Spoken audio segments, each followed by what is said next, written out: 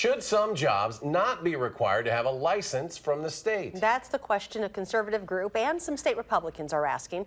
Political reporter Jessica Arp tells us what jobs they think may not need a license. Jess? Well, yeah, this has actually been discussed by the governor, Assembly Republicans, and even President Obama, in part because of concerns that an occupational license is a barrier to a job. But others say no license could open the doors to much bigger problems. Oh, yeah, I need 7.5 here now, 7.5 here now. That auctioneer cadence comes naturally to A.G. Hawley. Over 30 years. Yeah, I've enjoyed every second of it. He's been around auction goods his whole life, but he can remember when you didn't need a license. You have to go to school now. That's one of the regulations in the occupational license. I think it means... Paul First has been working with sign language interpreters his whole life. For me, it involves a feeling of trust. He can remember when they didn't need a license either, when he went to the hospital with his wife in labor, who is also deaf. My wife was pregnant and going into labor at the time, and they told us to quickly go to the hospital, and so last minute they were looking to find an interpreter.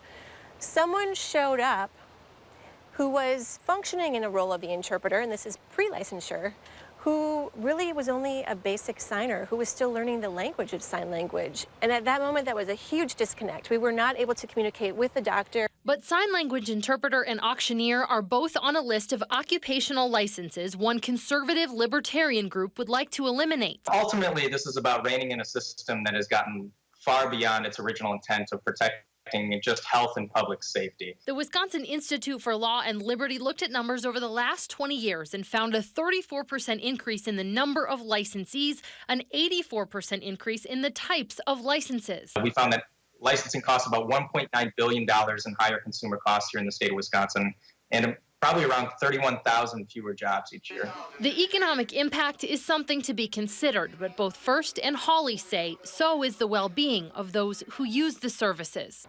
And get rid of other credentials for other professions.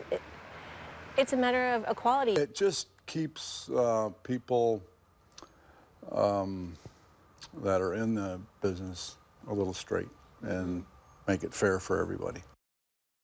Now, that list of occupations is part of a package of ideas that the Wisconsin Institute for Law and Liberty is offering to lawmakers, but it's unclear what they might move forward on. The license for sign language interpreters was actually only approved in 2010 after a long fight by the deaf community. The bill was authored by Republicans then and passed by both houses by a substantial margin. Jessica Arp joining us in the studio tonight. Thank you, Jess.